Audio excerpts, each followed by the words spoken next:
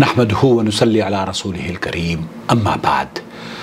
अहादीस, झूठी अहादीस जब आप सुनते हैं आम आदमियों से तो आपको इतनी तकलीफ़ नहीं होती, लेकिन जब बड़े बड़े बरसग़ीर के ख़तीब और तबलीगी जमात से ताल्लुक़ रखने वाले मुबल्लिगीन, मिसाल के तौर पर मोहतरम जनाब मौलाना तारिक जमील साहब अगर झूठी रिवायात पेश करें तो दुख और तकलीफ़ में बेहद इजाफ़ा हो जाता है।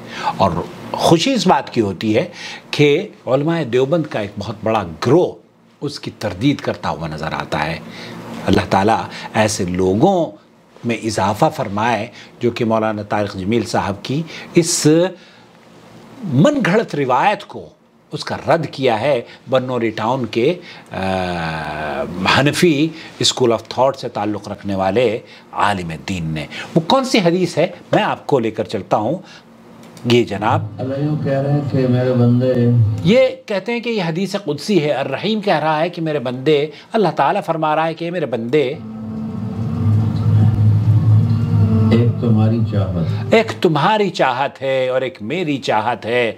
अब ये जो हदीस है ना कि एक तुम्हारी चाहत है और एक मेरी चाहत है और होगा तो वही जो मेरी चाहत है, वो हदीस क्या है? मैं हदीस नहीं है, जैसे शेख मोहम्मद बिन सालेह अल उसैमीन ने फरमाया ना इस हदीस के बारे में कि एक झूठा ये कह रहा है इस झूठी रिवायत के बारे में कि इब्ने आदम, एक मेरी चाहत है और एक तेरी चाहत है, होगा वही जो मेरी चाहत है। बस अगर तुमने सुपर्द कर दिया अपने आप को उसके जो मेरी चाहत है तो मैं बख्श दूंगा तुमको वो भी जो तेरी चाहत है, और अगर तुमने नाफरमानी की उसकी जो मेरी चाहत है तो मैं थका दूंगा तुमको उसमें जो तेरी चाहत है, और फिर होगा वही जो मेरी चाहत है। एक औरत भी इंग्लिश में उसकी तकरीर है और वो उर्दू में उसको पढ़ती है, बहुत सारे लोग उसको स्टेटस पर भी डाल देते हैं।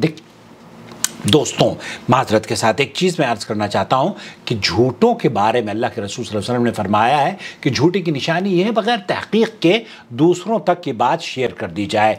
यहाँ बन्नौरी टाउन वालों से पूछा गया कि ये जो हदीस पेश की जाती है इब्ने आदम, ये किस हदीस के बारे में क्या है? इस हदीस के बारे में उन्होंने लिखा कि ये किसी भी मुअतबर किताब में नकल नहीं की गई है और सनद भी इसकी इंतहाई दर्जे की ज़ईफ़ है, और इस रिवायत को हदीस कुदसी कहना भी दुरुस्त नहीं है।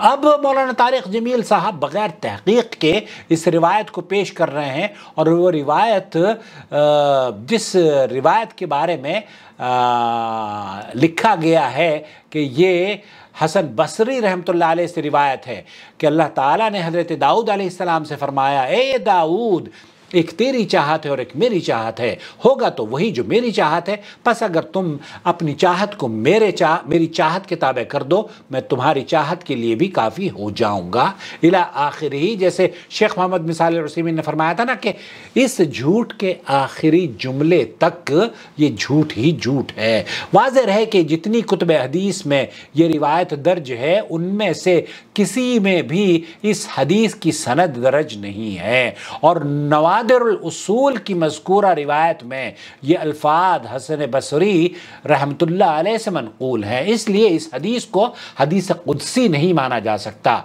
अलबत्ता इसके बारे में जो हमारे यहाँ एक और शक पैदा किया जाता है कि ये उसके साथ लिखा रहता है कि ये जो है किताब जिस किताब से ली गई है वो नवादिर, उसको तिरमिज़ी का नाम उस पर लिखा होता है। और ये भी वाज़ेह है कि हदीस कुदसी जिन किताबों में है उनमें से कदीम तालीफ़ नवादिर उसूल है। ये जो हदीस है ये हदीस कुदसी नहीं है, लेकिन जिस किताब में ये नकल की गई है और बाद की किताबों में ये हदीस शायद इसीलिए किताब के हवाले से उसी किताब के हवाले से आई है, नवादिर उसूल जिसका नाम है। नवादिर उसूल हकीम तिरमिज़ी की तालीफ़ है। हकीम तिरमिज़ी का नाम सुनकर या पढ़कर बाज़ हज़रात को اس شبے میں وہ مبتلا ہو جاتے ہیں کہ یہ مشہور صحاح کے مصنف محدث امام ترمذی رحمۃ اللہ علیہ ہیں، جن کی کتاب سنن ترمذی پڑھی اور پڑھائی جاتی ہے، لیکن واضح رہے کہ یہ دونوں شخصیات الگ ہیں۔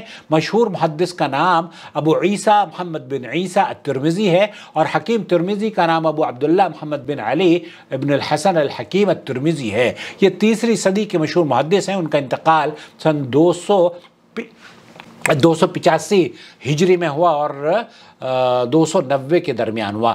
خلاصہ کلام یہ ہوا کہ تمام کتب حدیث میں یہ روایت بلا سند کے درج ہوئی ہے، لہذا اس کی اصل کوئی نہیں ہے، اور یہ نبی کریم صلی اللہ علیہ وسلم پر جھوٹ اور اللہ تعالیٰ پر جھوٹ اور بہتان ہے۔ اور اللہ کے رسول صلی اللہ علیہ وسلم نے فرمایا ہے کہ جو جھوٹ کو عام کرتا ہے یا جھوٹ کی نشر و اشاعت میں حصہ لیتا ہے، اس کا شمار بھی جھوٹوں میں ہی کیا جانا چاہیے۔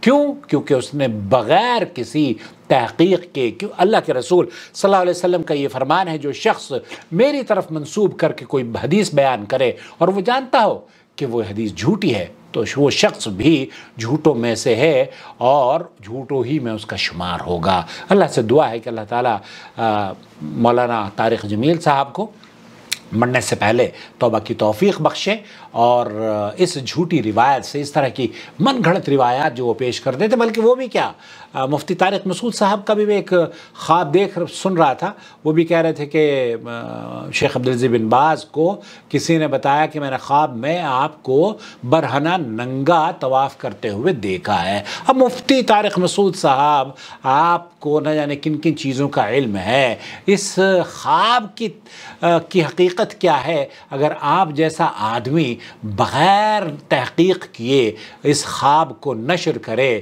تو پھر مفتیان کرام پر کس طریقے کا اعتماد کیا جا سکتا ہے؟ اللہ سے دعا ہے کہ اللہ تعالیٰ ہمیں اس چینل کے ذریعے حق کو عام کرنے والا بنا دے اور جھوٹوں کو بے نقاب کرنے والا بنا دے، آمین۔ والسلام علیکم ورحمۃ اللہ۔ ان علماء کا احترام اور ان کی جو خدمات ہیں ان کا ہم انکار نہیں کر رہے ہیں، لیکن صرف اتنی سی گزارش کر رہے ہیں، دونوں ہی طارق ہیں، وہ بھی طارق ہیں غالباً، مفتی طارق مسعود اور مفتی طارق جمیل، تو دونوں سے گزارش ہے کہ اس طرح کے خواب اور جھوٹی روایات کو براہ کرم نہ پیش کریں۔ اللہ تعالیٰ عالم، صلی اللہ علیہ نبینا محمد وعلی آلہ وصحبہ اجمعین، والسلام علیکم ورحمۃ اللہ وبرکاتہ۔ اگر ابھی تک آپ نے ہمارے چینل کو سبسکرائب نہیں کیا ہے تو کر لیجئے، شکریہ آپ کا۔ وما أرسلنا من قبلك إلا رجالا نوحي إليهم فاسألوا أهل الذكر إن كنتم لا تعلمون بالبينات والزبر وأنزلنا إليك الذكر لتبين للناس ما نزل إليهم ولعلهم يتفكرون أفأمن الذين مكروا السيئات أن يخسف الله بهم الأرض أو يأتيهم العذاب من حيث لا يشعرون